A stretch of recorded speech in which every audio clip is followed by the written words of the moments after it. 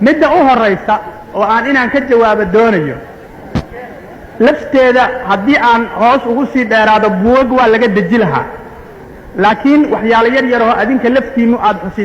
xusiisan kartaan ayaan idin qabanaya waxyaalaha revolutionaha aw u dhacay tiirka ugu xooga badanne waxa weeye dhalinta Soomaaliya wixii ay ku sugneed 22 Oktoobar horteed waxa ragga guddiga maamulay ama fuliyay waxa ay istuseen 22 Oktoobar horteed dhalinta Soomaaliya haddii aad loo darsay in mu'aamiraad weyn oo ummadda Soomaaliya ku socday ay u yihiin halis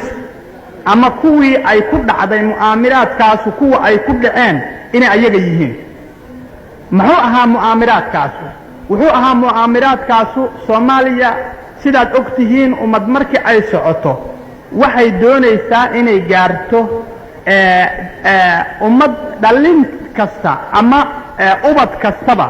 ubadka ka dambeeyo waxa la doonayaa in la koriyo in la dhaqaaleeyo in la ayiliyo in cilmi la baro oo taasoo loola jeedo ummaddaasi marka ay kacdo inay waddanka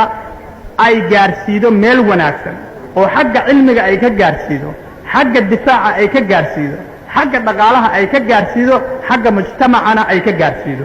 waxaa dhacay iyadoo ummadda Soomaaliya inay ummadaha kaleetood oo dunida ku nool iyadoo ku dayanayso laga doonayay inay ummadeeda dhalinyarada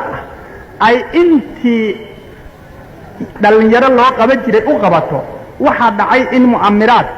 ummada ajnabiya